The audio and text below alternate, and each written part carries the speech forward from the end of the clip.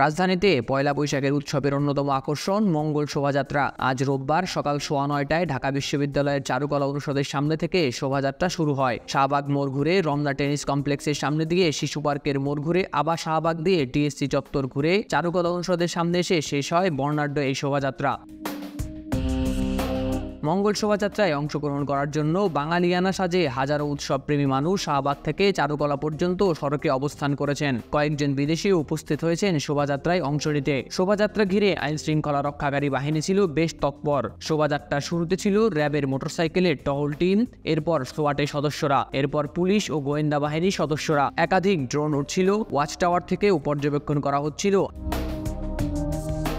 আইন শৃঙ্খলা রক্ষাকারী বাহিনীর কয়েক ধাপের পর মূল শোভাযাত্রা হাঁটতে শুরু করে।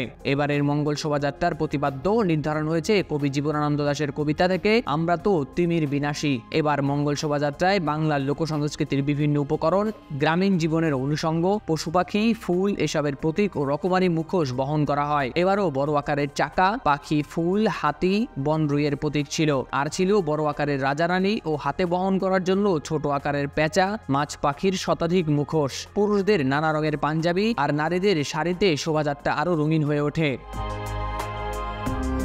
ঘণ্টাব্যাপী এই শোভাযাত্রা টিএসসি মোড় ঘুরে চারুকলা এসে শেষ হয়। শোভাযাত্রার শেষ অংশ ছিল আইন শৃঙ্খলা রক্ষাকারী বাহিনীর উপস্থিতি। আজকের শোভাযাত্রায় উপস্থিত ছিলেন প্রধানমন্ত্রীর শিক্ষা ও সংস্কৃতি বিষয়ক উপদেষ্টা কামাল আব্দুল নাসের চৌধুরী, সমাজ কল্যাণ মন্ত্রী দীপু মনি, ঢাকা উত্তর সিটি কর্পোরেশনের মেয়র আতিকুল ইসলাম এবং ঢাকা বিশ্ববিদ্যালয়ের উপাচার্য এএসএম মাকসুদ কামাল, ঢাকা বিশ্ববিদ্যালয়ের সহ উপাচার্য মোহাম্মদ সামাদ সহ বিশিষ্ট অতিথিরা। ঢাকা বিশ্ববিদ্যালয়ের চারুকলা অনুষদের শিল্পী ও শিক্ষার্থীদের উদ্যোগে আয়োজিত এই শোভাযাত্রা নববর্ষের পুরো উৎসবকেই বর্ণাঢ্য করে তোলে। জাতিসংঘের শিক্ষা, বিজ্ঞান ও সংস্কৃতি বিষয়ক সংস্থা ইউনেস্কো 2016 সালে বাংলাদেশের পয়লা বৈশাখের এই মঙ্গল শোভাযাত্রাকে বিশ্ব ঐতিহ্য হিসেবে ঘোষণা করে।